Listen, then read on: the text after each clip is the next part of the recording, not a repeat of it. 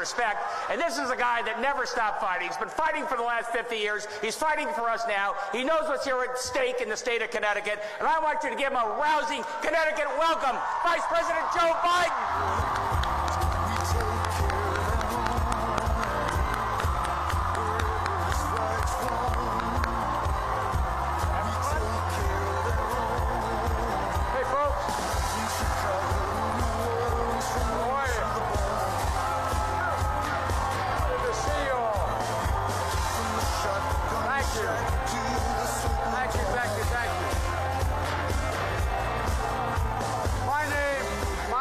Joe Biden and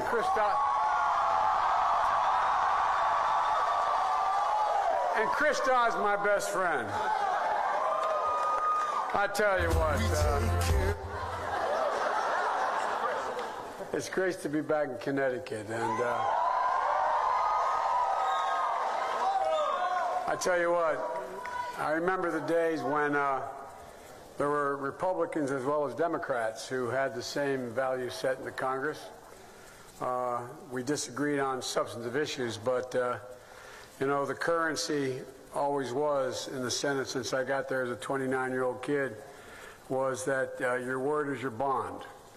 And one of the last guys who everyone could count on that was exactly, who'd do exactly what he said was Chris Dodd. And I really mean it. But you got two senators behind me who are cut from the same mold, and we need more. And we need more, quite frankly, in both parties. You know, Senator Blumenthal, he's heard me say this before. My dad used to have an expression. He'd say, "You do me a favor, and I appreciate it. Do my kid a favor, and never forget it."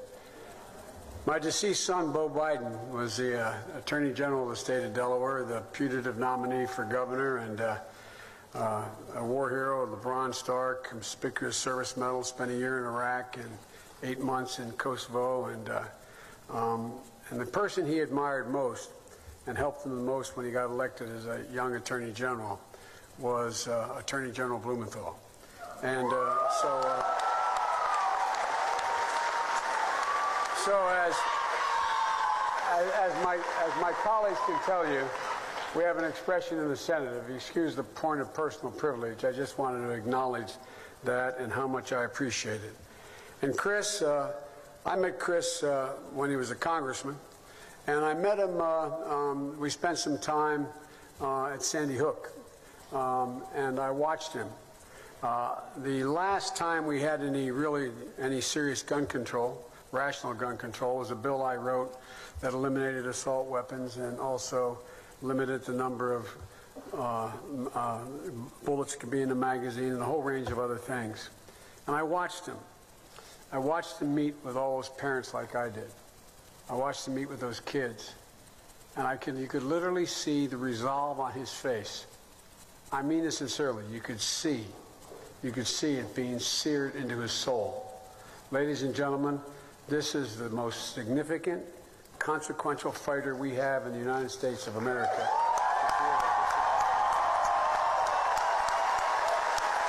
And I tell you, you can beat the NRA. I beat them.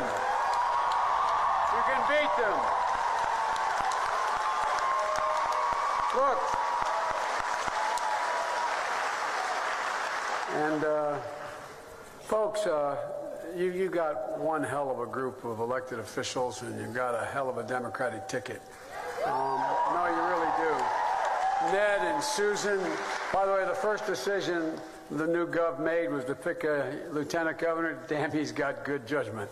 He's got really good judgment. You're going to see one hell of a team there. Thank you.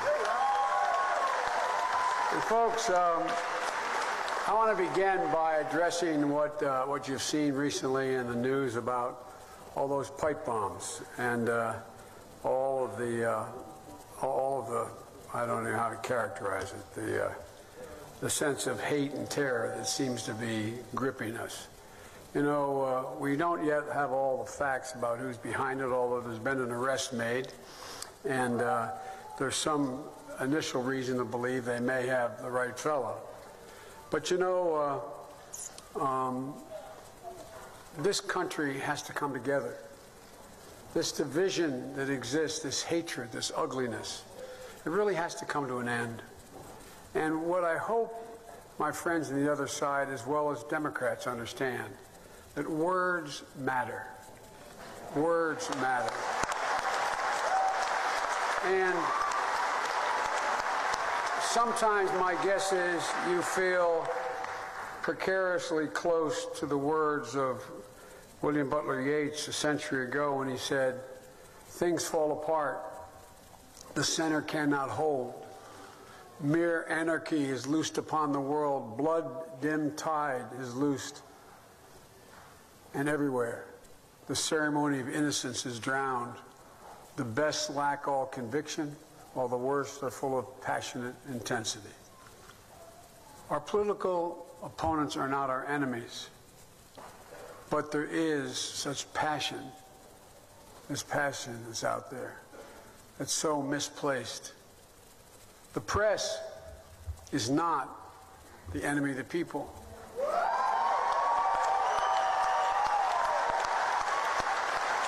Although I would, after over 40 years of holding public office, I'd go back and say they made mistakes, but the truth of the matter is, they get it right overwhelmingly time. Even the criticisms they get about me, they get it right. And folks, I know it sounds corny, but before we're Democrats, Republicans, Independents, we're Americans. And but I mean this sincerely. This is not about politics. I hope and I pray our leaders are prepared to work to lower the temperature in our public dialogue. I have faith that most will be inclined to do it, but we've got to insist on it. Because, folks, we're so much... No, don't clap. Thank you. I know it's strange for politicians, they don't clap for me, but I really want to make this crystal clear. We're so much better than this. We just have to remember who we are, what we stand for as a nation. You know, I've campaigned this year all around the country. I've been one of the few people who've gone into rural districts in Kentucky and Montana and North Dakota, and as well as inner cities in the East and the West Coast. And I find I've campaigned for congressional candidates, governors, lieutenant governors, state legislators. And if there's anything I've seen, is that there is an overwhelming yearning on the part of the American people to have women and men of character, just simple character in public office. People who say what they mean and then do what they say. Women and men who treat everyone with respect and never belittle anyone else. Men and women who tell the truth, who are authentic, who have integrity.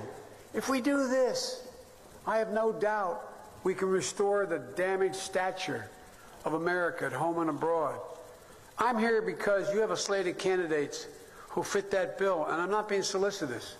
Connecticut builds everything from jet engines and nuclear submarines, attracting new industries. But what you've built candidates who are real, who are authentic, who mean what they say, who don't belittle people. You know, I know the history of this state, and what an incredible bright future still holds.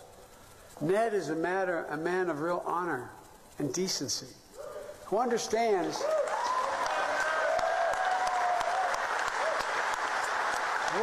something I never thought I'd have to say, but I have to say it all around the country. Understands that what we all used to believe, that ordinary people can do extraordinary things given half a chance.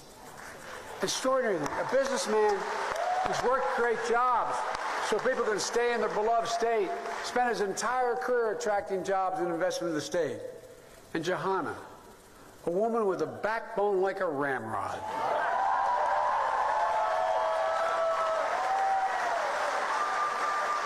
No, I mean it. She reminds me of my sister and my wife.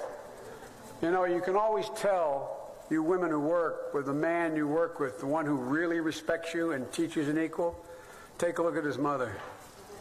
Not a joke. Take a look at his sister. I'll guarantee you they're strong in principle. You know, Johanna understands what a lot of folks in Connecticut and around the world are going through. Her mom, like so many moms, battled addiction, wasn't able to take care of her. She went to live with her grandma in Berkeley Heights Housing Project in Waterbury. I've been to that project. And her grandmother brought her up right, in spite of everything. She went working nights, going to community college. She got her bachelor's and master's degrees and decided to be a teacher. Turned out she was pretty damn good at it.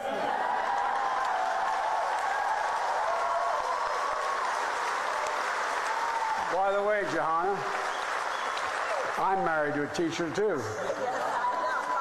Was the only second lady in American history ever worked full-time. She's still teaching as I speak. 15 credits a semester.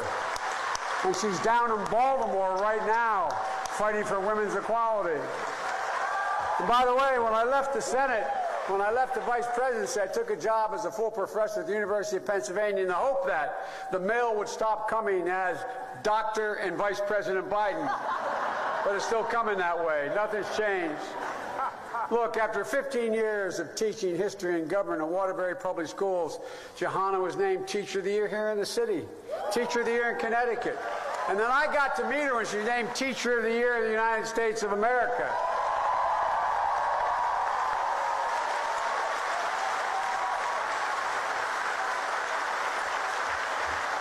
I say about my Jill, teaching is not what she does, it's who she is. Look, all these people have real character. They know this election, and you should know, this election is unlike any you participated in, not a joke, no matter how young or how old you are. This election is about a lot more than politics, about a lot more than politics. It's about the character of our country. It's about who we are as Americans. You know, unlike any other country in the world, we're not organized the way the rest of the world is organized. David Brooks writes a column he said people for the last millennia have organized in one of three ways. They've organized based on tribe, religion, or on ideals. America is literally, not figuratively, the most unique country in the world. You cannot define for me what an American is based on ethnicity, religion, race. You can't do it other than on ideals. Not a joke. We hold these truths. Sounds corny. We hold these truths self-evident that all men are created equal, endowed by their. We don't always live up to it, but we've never given up on it. We have never given up on it. David Brooks, the conservative columnist, I think is brilliant in what he's been writing lately. He says there's an invisible fabric, an invisible moral fabric that holds up all societies. And it's made up of certain basic norms, treating people with decency and respect, giving hate no safe harbor, leaving no one behind, committing to something bigger than yourself, literally reaching out. It's these values that have always held us together as a people, and literally, not figuratively, defined us as a nation. Many of you have traveled around the world, and I, like Chris, have spent the bulk of my life doing American foreign policy. I've been all over the world. I've been in over 100 nations. And we're sometimes viewed as the naive people because we have leaders who used to talk in terms of fairness, use words like fairness, decency, honor, respect. They're the words our diplomats used to use. Think about why we're viewed, though, also as the ugly Americans. Because in America, we believe anything's possible. I've spent, as Chris knows and Richard knows, I spent more time with Xi Jinping of China than any world leader. I spent hours and hours with just he and I in private dinners because his predecessor and my boss, Barack, wanted us to get to know one another. And I remember I was in a town called Chengdu, about 12 million people on the Tibetan plateau. And I just had an interpreter, and he had an interpreter. We're having dinner. And he turned to me and he said, and I'm being deadly earnest. He said, "Can you define America for me?" I said, "Yes, I can. In one word." And I mean this. Possibilities. We're the only nation in the world, not a joke, because we were raised, most of us, to believe anything was possible. Anything was possible. And we meant it. We meant it. You know,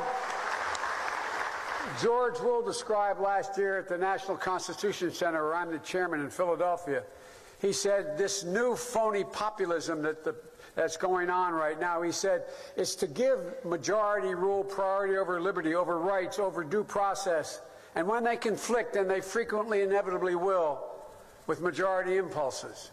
And then they went on to talk about it's to give way to the abuse of power. You know, we used to be the shining city in the hill not too long ago, leading the world not just by the example of our power, but by the power of our example. I mean, really, think about it. And not hyperbole. It's the power of our example that the rest of the world has repaired to. Those basic American values that I talked about. But David Brooks again writes about how they're being shredded. They're being shredded by administration that's put its own interest before our ideals. It's about amassing power. It's in order to abuse power. And this Republican Congress, and I promise you, every time we got in trouble with the Congress in the last 8 years of our administration, I'm the guy that went up on the Hill. And I usually was able to settle it, because I have great respect for my Republican colleagues as well as my Democratic colleagues. There's a lot of decent women and men up there, but they've been intimidated. This Republican Congress, is choosing party over country. And they know better. They know better, but because of gerrymandering and because of unlimited spending and because this guy controls somewhere like 35% of the public, all of whom are Republicans basically, they're afraid to take him on. Look, Barack and I agreed that we would give this administration an opportunity to get up and running the first year, just like we had strong disagreements with President Bush, but he gave us a year to get settled. But I couldn't remain silent after the horrific events in Charlottesville. I come out of the civil rights movement. My state was segregated by law, to our great shame. That's how I got involved. I never thought I'd ever be involved in politics. That's how I got involved in public affairs. So I wrote an article for the Atlantic magazine about Charlottesville. And I believe as strongly today as I did then. I said, and I mean this from the bottom of my heart, we're in the battle for America's soul. That's what's going on. Folks, seeing neo-Nazis and white supremacists skulk out of the dark rooms and literally out of fields carrying torches with contorted looks on their faces. For real, this was literal, remember this. Singing and chanting the same anti-Semitic bile, the same exact words that were chanted in Nuremberg, Berlin, all through Germany, accompanied by David Duke and the KKK, and then, in fact, resisted by people of decency and the alt-right and members of this administration making a moral equivalence between the two. The dark forces and those opposed. It's more than a boo, guys. This is not a joke. This is not damn politics. This is serious. This is about who we are.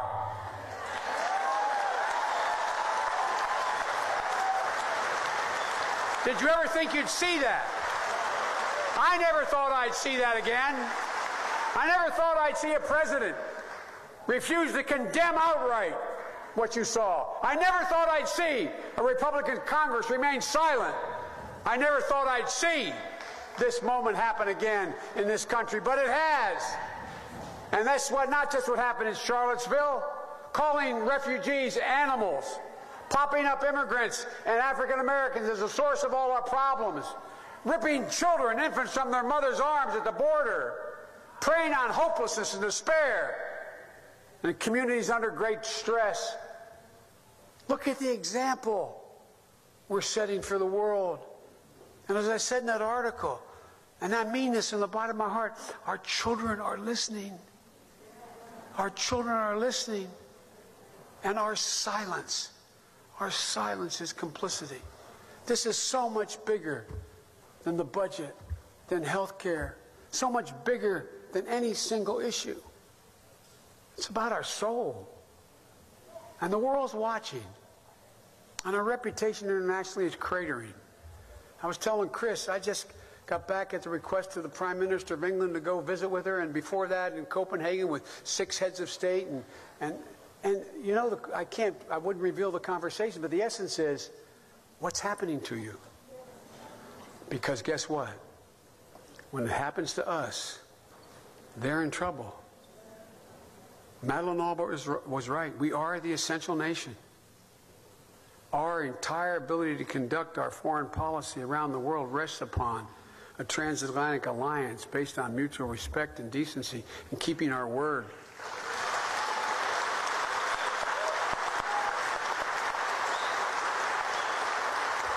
But look what the people in this administration are doing. They're debasing our values, and they're ceding global leadership to tyrants and thugs. Standing at the G7, President of the United States and Vladimir Putin, who Chris knows I know well, and taking the word of Putin, a thug, a kleptomaniac. For real, he's probably worth over $300 billion. Not a joke. And guess what? Takes his word over our intelligence community? Engaging in what he called love letters with a flat murderer, Kim Jong-un, who blew his uncle's brains out in North Korea. I mean, seriously. And then, after the cold-blooded murder and probable dismemberment of an American journalist who was here on a visa, he makes excuses before even the Saudis make them to try to protect MBS, the Crown Prince of Saudi Arabia, and giving them the benefit of the doubt. Folks, the rest of the world's listening, man. They're looking. They're wondering, what has happened to us? Look at the example this sets around the world. Folks, this is not who we are. America already knows who Donald Trump is. But here's the question. Who are we? Who are we? Who are we, the Democratic Party? I tell you what we used to be. We believe there was a basic bargain in America. Democrats and Republicans subscribe to it. If you contribute to the well-being and welfare of the organization you work with, you got to share in the benefits. That's what built the middle class. But guess what? That is breached. From the end of World War II to 1973, the economy grew, productivity grew 97%. Wages grew 92%. Since then, productivity has grown 77%. Wages have grown 12%. The bargain's been broken. Middle-class people are hurting. And with good reason they're frightened. They see this fourth industrial revolution occurring around them, and we don't speak to them. They look out there and wonder whether they're going to have a job based on changes in technology. We had 200,000 more retail workers making an average of 50 grand a year 18 months ago. Average age 50. They have no job anymore and no hope anymore. Nothing out there for them. Why? Not because of anything bad, because of a thing called Amazon. And they don't need the retail stores anymore. We got to start talking to them. We've got to let them know we understand them. My dad used to say, I don't expect the government to solve my problems, but I expect them to understand it. The middle class isn't a number. It's a value set. I have a lot of economists. I still have 44 employees. And folks, the economists that work for me will tell you, when you say middle class, they'll say $52,400. It's not a number. It's a value set. It's being able to own your own home and not have to rent it. It's being able to send your kid to a park where you know they're going to come home safely. Send them to high school. If they do well, they can get into school after high school, whether it's trade school or whether it's college. Being able to take home your geriatric mom after your dad dies and hope your kids never have to take care of you. That's middle class. Just a little peace of mind. A little peace of mind. But guess what, guys? The middle class is shrinking. Fewer than 50% of the American people think they're part of it. We're no longer the wealthiest middle class in the world. You know, my dad, when we moved from Scranton because there was no work after the mines, after coal died, anthracite coal died. If you listen to Barack, you'd think I climbed out of a coal mine with a lunch bucket. I didn't. My dad was a well-read, high school educated, white-collar worker, but there was no work. So we left. I remember him taking us to my grandpa's house, which looking back on it as I grew as an older man, I realized how much that must have damaged his pride, having to walk and say to his father-in-law, can you take care of Gene and the kids?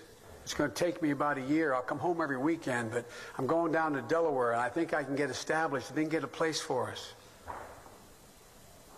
That's the longest walk any parent has to make up a flight of stairs to tell their kid, you can't go to St. Paul's anymore, honey. You can't play on that little league team. You can't do it. Daddy doesn't have a job. Folks, so many people have been through that. But when we got down there and he finally got us established, anytime anybody loses a job, Chris, he'd look at us and say, remember, and I mean this, my word is abiding. Remember, a job's about a lot more than a paycheck, Joey. It's about your respect. It's about decency. It's about your ability to fit in the community. It's about your self-worth. And then he'd always end by saying it's about being able to look your child in the eye and say, honey, it's going to be okay. What's the most helpless feeling that a child can have, a parent can have? Look at their talented child and realize there's nothing they can do for them. Folks, too many people are going through this still. And the middle class is the reason for our social stability and political stability. And it's our job to restore that bargain. People are not, we've eroded people's right to even bargain for their own worth. I'm forgetting unions for a minute. I'm a big union guy. They've eviscerated unions. But look how far they've gone over the last 15 years. You realize 40 million people have to sign a non-compete agreement? And by the way, the vast majority of them are hourly workers. What possible reason could there be for that, other than to suppress wages? A significant portion of the Fortune 500 companies make you sign an agreement saying you will not discuss what your wage is with anybody with whom you work. Why? So you can't say when you find out I'm making more than you as a man, you can't go ask for a raise. It's about suppressing wages. It's about education. Look at the people behind me. The education they fought for and they earned. But guys, 6 out of 10 jobs in America, I did a study for the president, it took a year. 6 out of 10 jobs, about the jobs of the future, by 2020 requires something beyond a high school degree just to get a job. Whether it's a certificate, an apprenticeship, community college, or college. And it's getting significantly harder. And what are we doing? Look what Ned's opponent's talking about. My God, guys, this is simple. Does anybody think 12 years is enough to make it in the 21st century? And health care.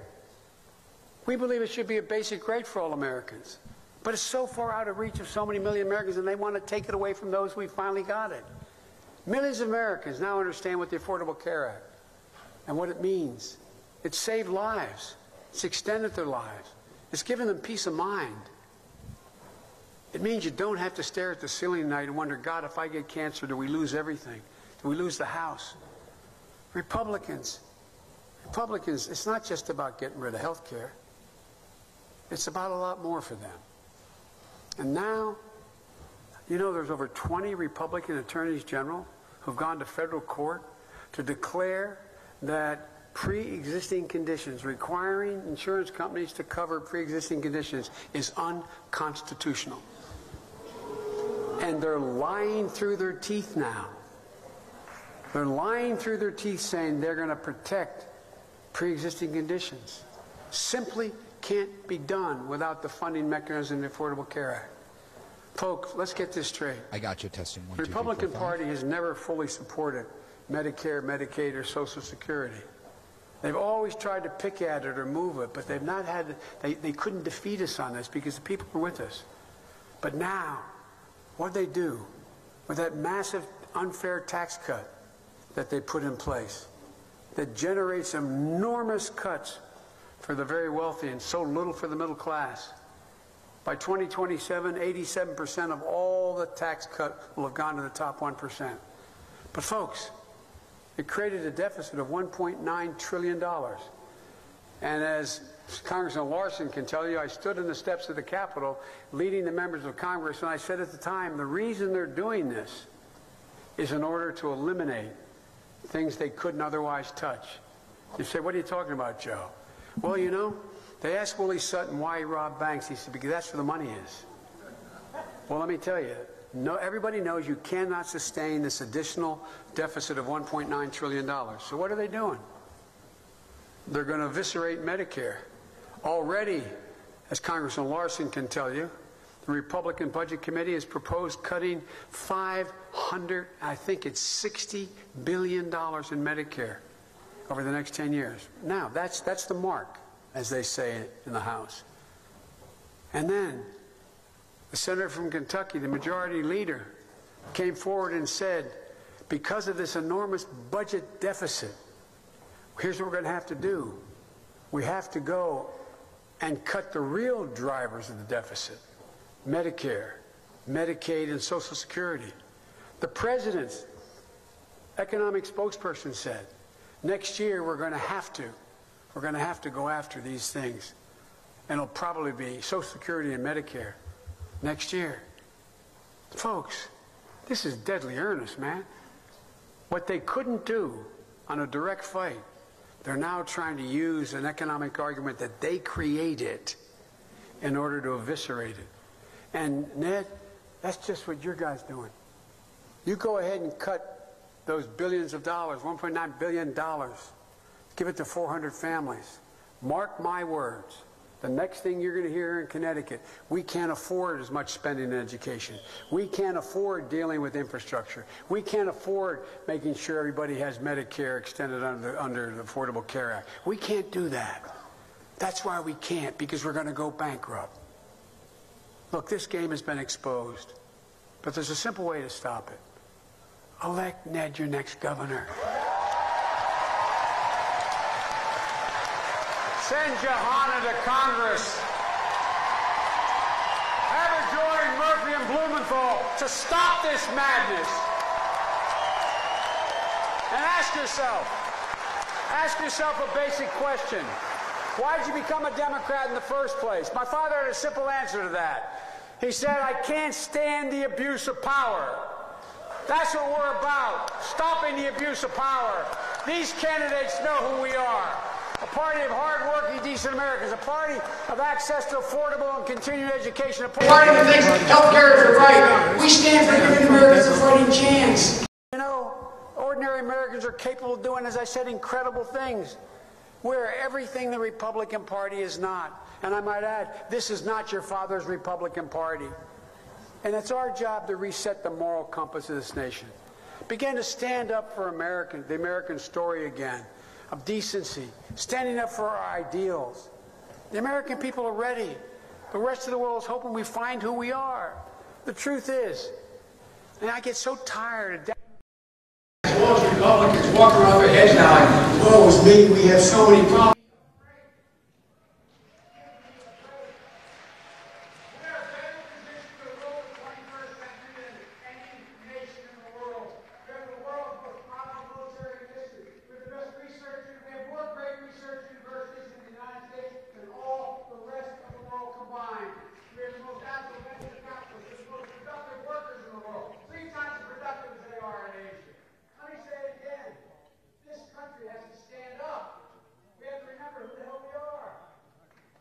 Folks, China.